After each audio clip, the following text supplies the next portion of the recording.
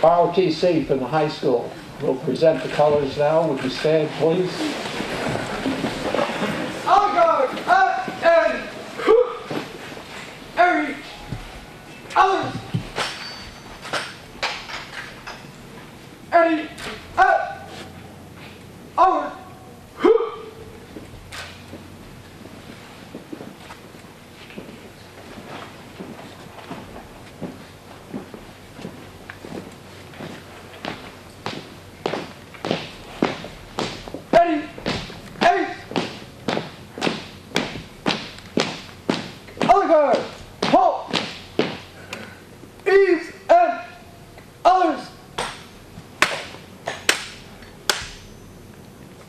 Together, I pledge allegiance to the flag of the United States of America and to the republic for which it stands, one nation, under God, indivisible, with liberty and justice for all.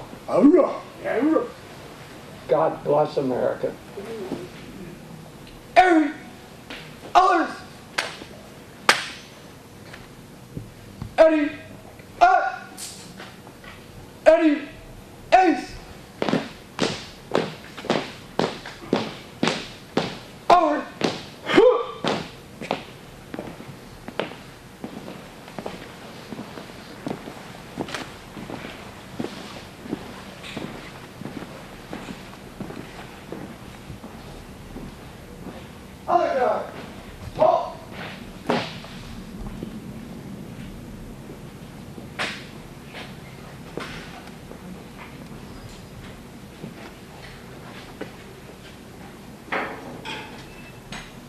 Why don't you give him a great big round of applause?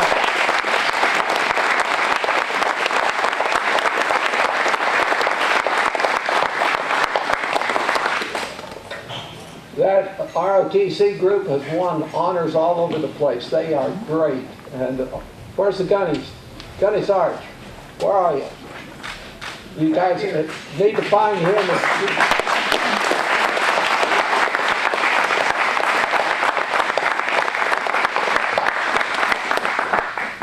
Be seated, please. I want to thank you on behalf of the City of Grants and behalf of the airport staff for coming out here. It's a great occasion. As the banner says, we're celebrating 92 years of aviation in this community. It came about very simply. We don't know exactly how, but somebody by the name of Bob Hausler sent in the documentation of an airport just within a mile of where we are right now. He did it in 1925. And on that documentation was in a manual called Aeronautical Bulletin. And in that, it was published in 1926, January 1926, and they said to contact, if you had information, to contact Mr. Davies. And I don't know if anybody ever knows the Davies family, but that's where aviation really began in Grants. In 1929, the Transcontinental Airway went right over the top. They waved at us, they didn't stop. But they went right on over the top here, New York to Los Angeles in 48 hours. And now we complain if it's a 4-hour flight. But that's the beginning of our aviation. In 1953, right about there, the Milan family donated some land to the city of Grants for an airport. They were looking to the future. And Paul, the Milan son, stand up, Paul, where everybody can see you. I can't get up.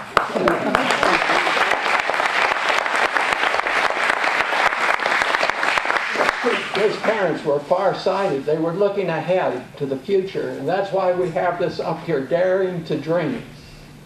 We need to look ahead. We just now, a few years back, I guess it's been about 15 years or so, we lengthened the runway to accommodate the jet aircraft. But this is a major, major upgrade of our runway. We went down 18 inches. In some place we went down 7 feet to get it now on solid, firm ground to build the airport. And so we have a great history that's behind us here. Now, I want to point out some people to you, but before I do that, if you haven't found it already, the restrooms are in the building next door.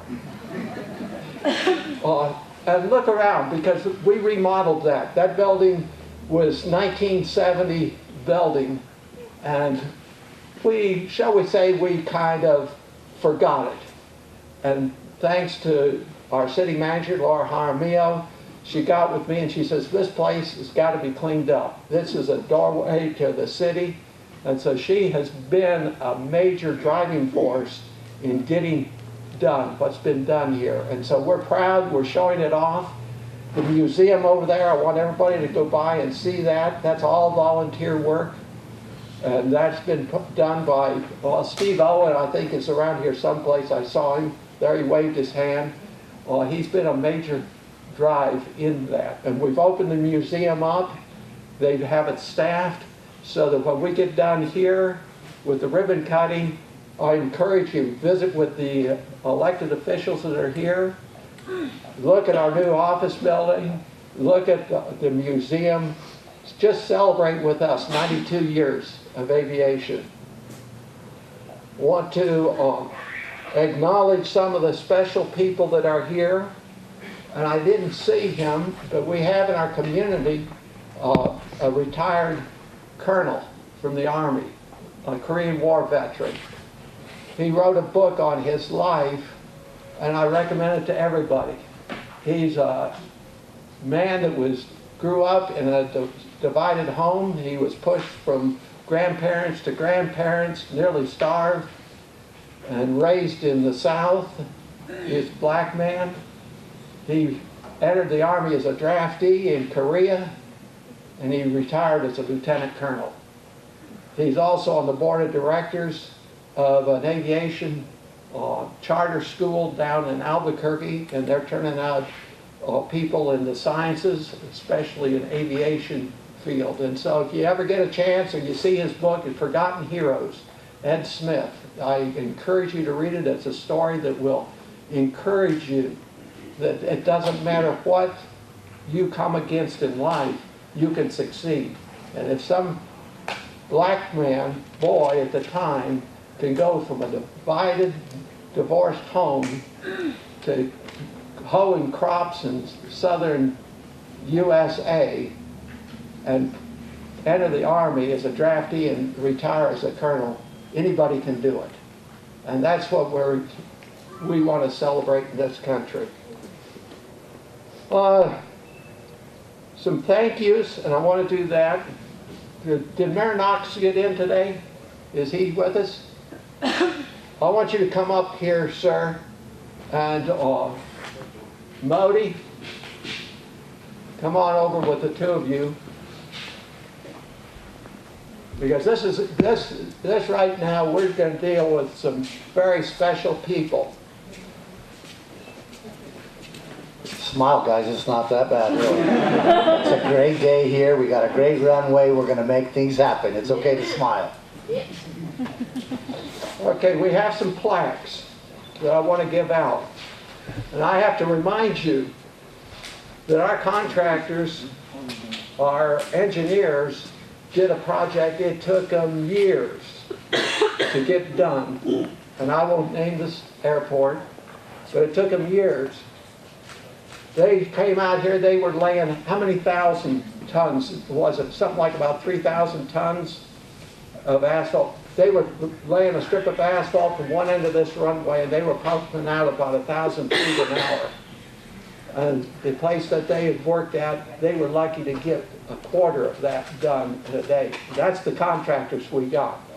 And so I have special awards for them. And you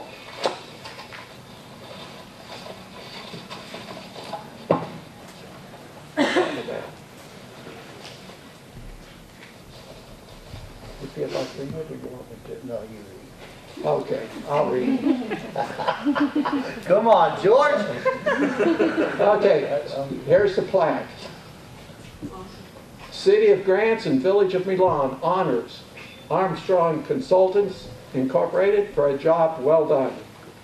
Armstrong's commitment to professionalism, efficiency, and pride in their work has been exemplified in the rebuilding of Grants Milan Airport runway 1331, November 17, 2017. It's signed by Modi Hicks and George Knox. You didn't even know you did it.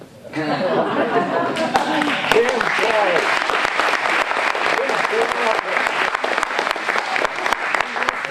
And I'd like to say that I've been dealing with these guys for about the last 10 years as a councilman and the mayor, and they've done a fantastic job. Go ahead, Tim, receive it. Give him the plaque. Give him the plaque.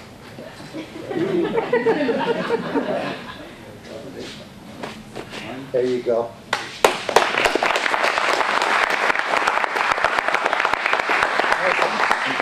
Hang on just a second, because I got a couple more to do, and you might as well all stay up here. The next plaque, you want to read it? Sure. I'm not embarrassed like George, I'll do it. City of Grants and the Village of Milan honors Mountain States Construction Incorporated constructors for a job well done. Man, I didn't bring my glasses. MSCI's commitment and to professionalism, efficiency, and pride in their work has been exemplified in the rebuilding of the Grants Milan Airport runway 1331, November 17th, 2017.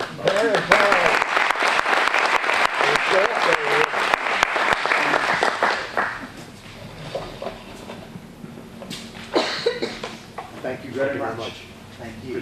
Stay up there, Barry. Thank you, Rick. All right. You better read them since we didn't bring our glasses. I thought you were a little bigger than that.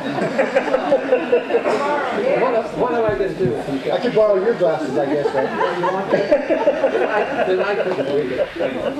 Okay. This one. As a token of our gratitude and thanksgiving, the City of Grants, New Mexico honors Armstrong Consultants for a job well done in planning and overseeing the rebuilding of runway 1331 at the Grants Milan Airport. MSCI's commitment to professionalism, efficiency, and pride in their work has been exemplified. You're acting like me. No, I thought I've got a typo in here. I'm going to have to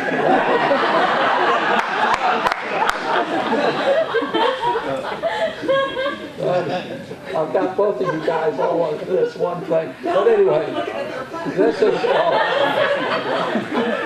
their confession, Armstrong's commitment to professionalism, efficiency, and pride in their work has been exemplified in Laura Van Every, project engineer.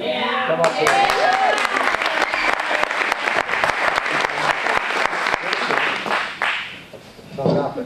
Here, Laura, you'll need that.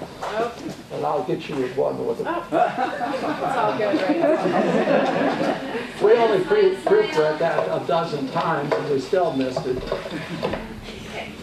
But nobody in here's ever done that, I'm sure. We're the only ones. I wouldn't worry too much. Well, let's see. Well, this one we got right. All right. As a token of our gratitude and thanksgiving, City of Grants, New Mexico honors Mountain States Constructors Incorporated for a job well done in rebuilding of runway 1331 at the Grants Milan Municipal Airport. MSCI's commitment to professionalism, efficiency, and pride in their work has been exemplified in James Houston, project superintendent. James, where are you?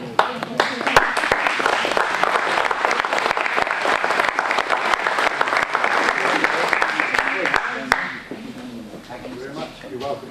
Hope you all enjoy it. Oh, we will. The ones that land here will. Before they sit down, I want to give another plug for them.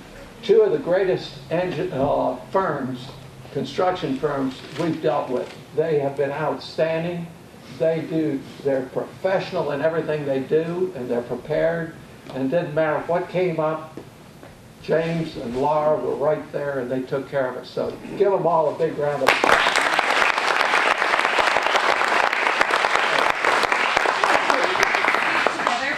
Under the banner, please. I'm sorry. I hope the audience doesn't mind. Take over. Come on, man. Everyone, don't be shy. All right. Guess we should hold up our flags. in here, All right? right, big smiles, everybody. One more. Big smiles. Thank you. I'm a senior class historian. Thank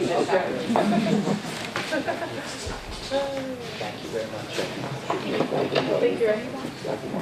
Thank you. Thank you very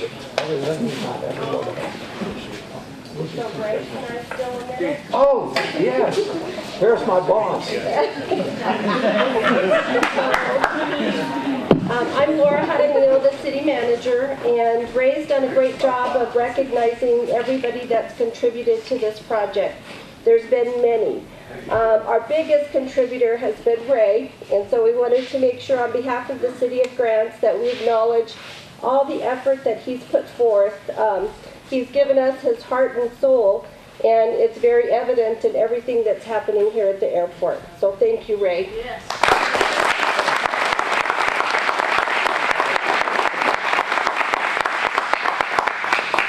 Oink, oink, oink.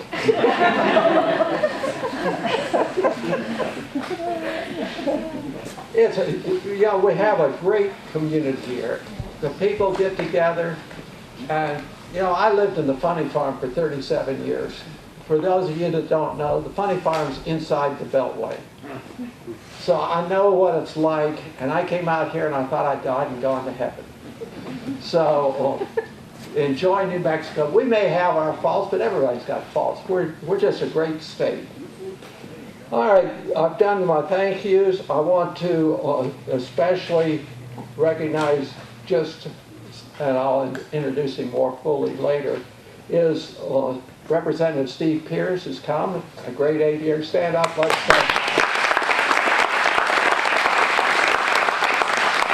Now I have a bunch of other people to introduce, and what I'd like to do is, if every one of them stands up and speaks, we'll be here till next year. But I want to acknowledge these people because they've all been major contributors to the job that we have done. I've already acknowledged the kids, the young people, the ROTC, from the United States government. This thing goes all the way. I'm going to start up at the top and come down. 90% of the funding for this job came from the U.S. government, out of our taxpayers' dollars. That's our dollars that work out there. So indirectly, every one of us has contributed to that. Representative Pierce in the House, you guys get to start the spending bills.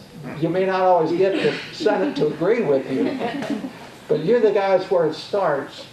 And I couldn't think of a better person to come and speak to us today than Representative Pierce. He's an aviator from way back. He did something I didn't like. He likes to fly close to the ground. I like to be up there a little bit higher.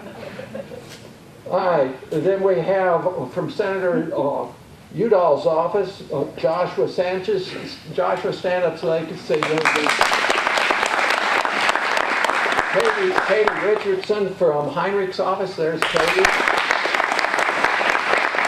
We have, from the state government, we have Judge Stephen French. New Mexico appeals.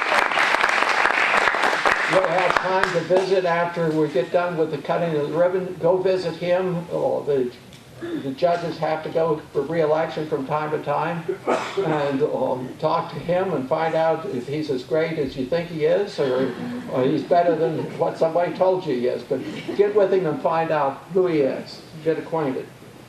Then we have Senator Clemente Sanchez for representing that area.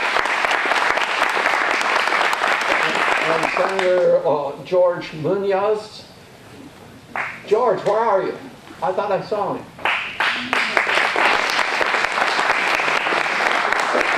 Well, we're kind of a schizophrenic district here. We have to have 2 senators and we have to have 2 representatives because they drew a line down in the middle of Grants and Milan. Now, out of the New Mexico Department of Transportation, you heard Jane. Jane, stand up. I've got to tell them on to you. Jane is the acting director of aviation for the state of New Mexico. She's the power behind airport development. She's the airport development administrator.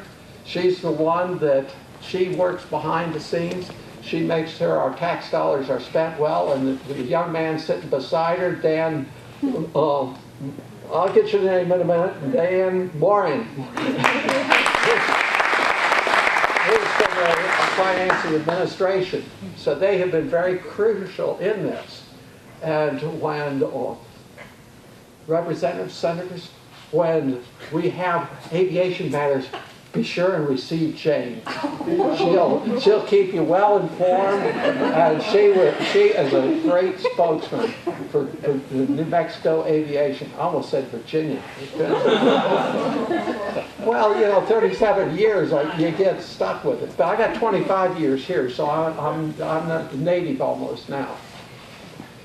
Then, Siebel County Commissioners. I don't know how many we have here. I know there's some, but the commissioners are Robert Amijo, Daniel Torres, Jack Moleras, Robert Windhorst, and Martha Garcia.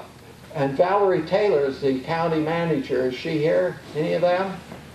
Scott, I think you're the only one you're the only one? Oh, there's a go.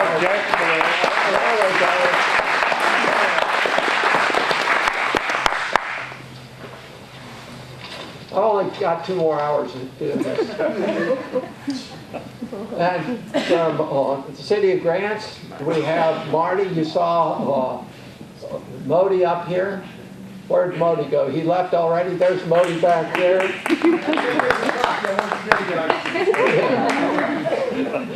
We have the city manager, Laura Harmia. She gave me the nice gift. That's James back there. He's Laura's new assistant, and and the city councilors, I saw Manuel Vasquez, he's here, and Rick Lorenzo, and Cindy Reynolds, and Michael Lewis. I know he's going to get his mother at the airport. I said, what do you mean? You're going to desert me just because you're going to get your mother? I always thought I was more important than that. Then we have in the village of Milan, the mayor, George Knox. You saw him. The trustees, Robert Gallegos. Yes, sir. Did I leave him out? Holy mackerel, Andy, we have a major crisis on our hands. I was interesting, yes, I hope I am. I was so caught up in introducing people, I left Harry out. Harry Garcia, will you ever forgive me? Who's a state representative? I was picking up an airplane one time down in Florida, and it was one of my boss's airplanes. We went down there to pick it up, and the mechanic, he had a mechanical problem. The mechanic came out, and he looked like he was about 150 years old. And we're doing a pre-flight inspection, and the cowling's hanging loose here. And so we called the guy over, and he says, that's the first mistake I've ever made. So anyway, where am I at? We're done the trustees for Milan. That's where I am right now. George Robert Gallegos. All right, stand up. There you go.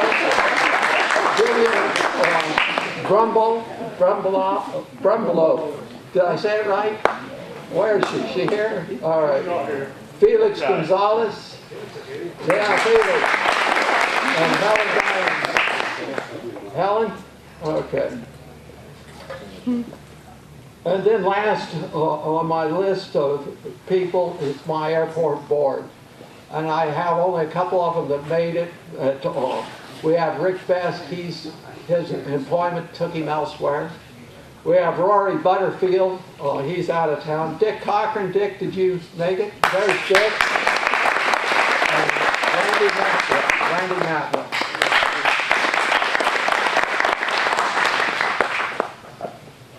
So what I'd like to do now is Representative Pierce, would you come forward and share your words, wit, wisdom, and all the political know-how that you can for us? Well, that would be a very short speech if I'm not. Let's give her a big round of applause. Thank you. I want to give special recognition to Senator Heinrich's office and Senator Uzal's office. The three, in fact, the five of us in our delegation are working closer than any time in the 13 years I've been in Congress, and we've been able to do some magnificent stuff. We were able to get missions. You know, the Germans are leaving Sullivan Air Force Base, and coming up with a replacement mission was very competitive. Every state in the nation wants them, and we were able to get those replacement units going. So F-16s moving into Sullivan right now. The whip site, you watched as that had a problem about 3 or 4 years ago. We're able to keep funding not only to get it repaired, but to keep the full operation going in the full and the incremental time there when it was shut down.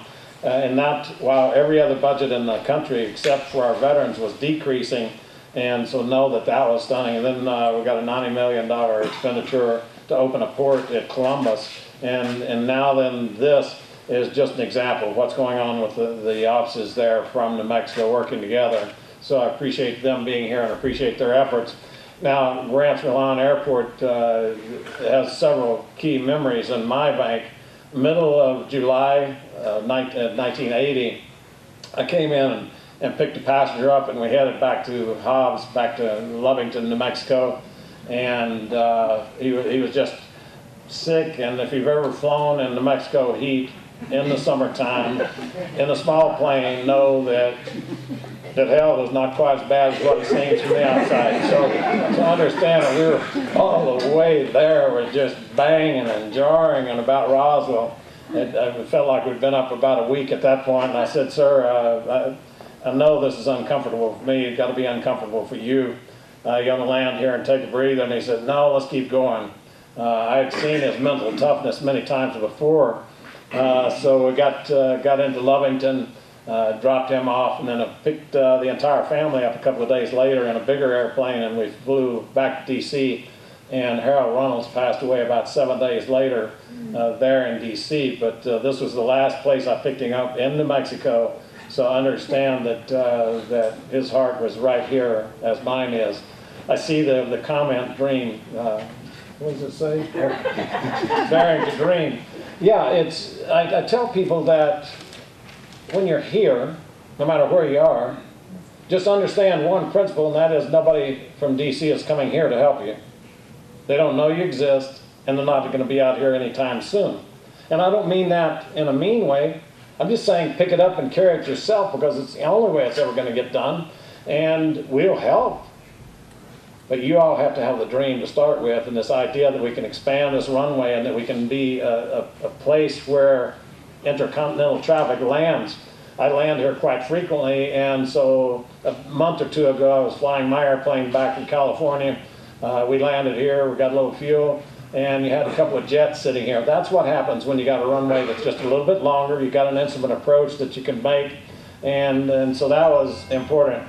Now in 2016, I saw grants from a completely different perspective. I had decided, I'd actually given a speech to my graduating high school class. It was our 50th reunion.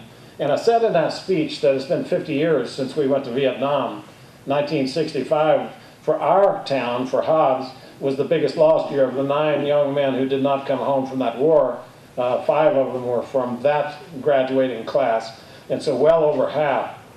And I said, somebody should do more than just go out to the cemetery this year. It's been 50 years. Later on in the middle of the night, I get to thinking maybe I ought to be the one that does something. So Easter Sunday last year, I departed on a round the world trip, flying myself solo on a single engine airplane. I took the 2 rear seats out. It's a 4-place airplane. I took the rear 2 seats out, put 2 55-gallon drums back there. I mean, I'm from the oil field. In Lee County, you can't get too high tech if that's where you're from. And we just headed west. And it was the most intense thing I've ever done. As the closer I got to Vietnam, the closer I got to Thailand, where all the missions were flown out of. Just the memories coming back and that pilgrimage. Everywhere I went, people would ask me, Captain, what are you doing out here? I'd be landing, say, at midnight, going to get fuel and launch again from some island in the Pacific or from Bangladesh or somewhere. Everywhere they wanted to know, Captain, what are you doing here? And I said, I'm trying to remember those who sacrificed more than the rest of us. And they said, what does that mean, Captain? I said, for me, it's just remembering the kids that didn't come home from Vietnam. Captain, that is bigger than you and me. And that is the human nature across the world. Didn't matter what their religion was, didn't matter where they were from, it didn't matter the race, the religion, it didn't matter the age, it didn't matter that they're male or female. The universal response was, Captain, that's bigger than you and me. So taking the time to remember, taking the time to honor, taking the time to consecrate and dedicate is something that reaches so deep into the human spirit that we often overlook it.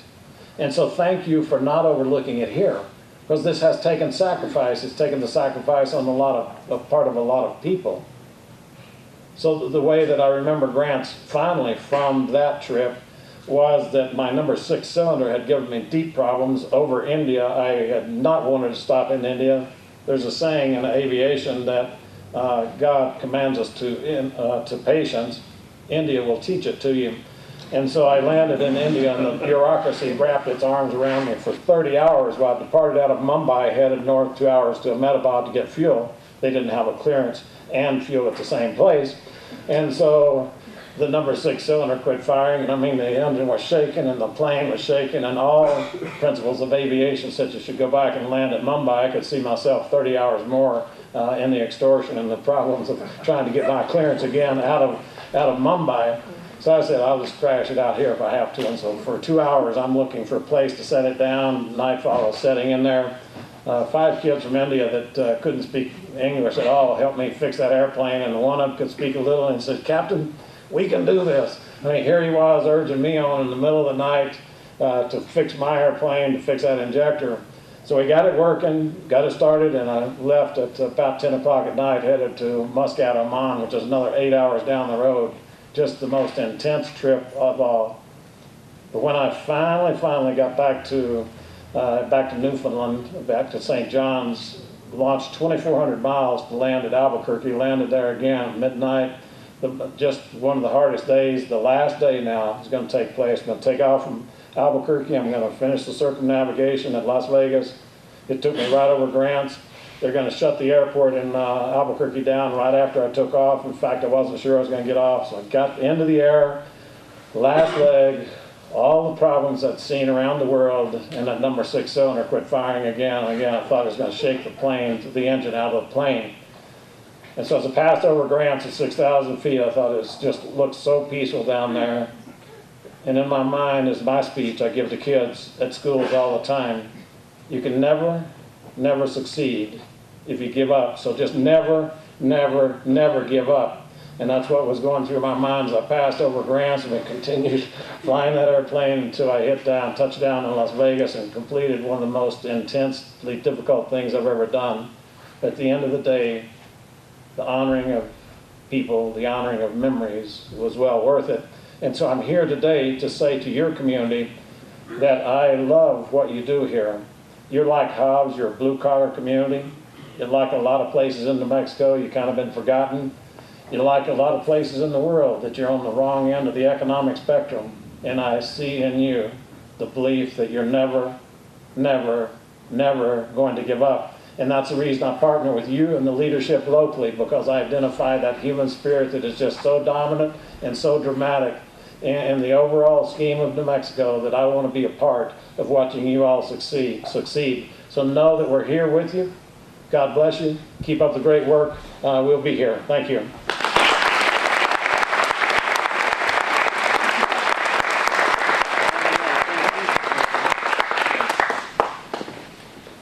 Thank you, sir. Every great aviation story in all my career flying, it always begins, it was a dark and stormy night. Our hats go off to you for your flight. It's always exciting. There's nothing greater in the world than push that throttle forward and you're off.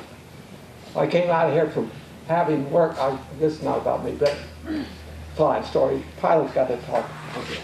I went to work for Stewart Brothers, which incidentally, they're very instrumental in this airport. The Stewart Brothers Drilling Company, they came out here 50 years ago. And so I took a job flying for them. And we went out of here, launched real early one morning. It was still dark. And I rolled down the runway and I rotated into the climb. And all of a sudden, everything was black. There's no horizon, no nothing. I said, I'm back in the simulator. It's like a 0-0 takeoff in the simulator. You pop the nose up and there's nothing there. But anyway, it's ribbon cutting time. The reason I invited these people up, they're very critical. This young lady was the design engineer for this project. She's the one that laid it out on paper. James is the one that took what was on paper and put it out there on the ground. Jane over there, she is the one that's behind the scenes saying, you can do it, I get the money for you, and she's always the cheerleader. And Modi and George, they're the mayors of these two communities, and so they need to be here. And we can't have a ribbon cutting without a good aviator. So, There we go. So you Let's turn around. We go 1, 2, 3, and everybody just cheers. So you want to sit behind us? Who's behind you there?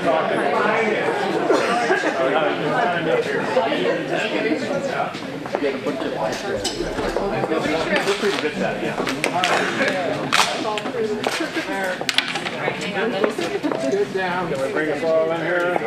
Now then, that was a good suggestion. We have everybody? Slide in a little bit, Jen. Everyone slide in here. Slide on in there, that's the king. Come on, Don't be afraid, keep on she don't bite. moving. Ray. Jane, Ready? I'm No, getting sir. at this. Ray, you're right in front. Yeah, Ray, get in here. You're right there in front, Ray. You're right there in front. We're a very close aviation family here. 1, Get him on there. 2, 3. Yay!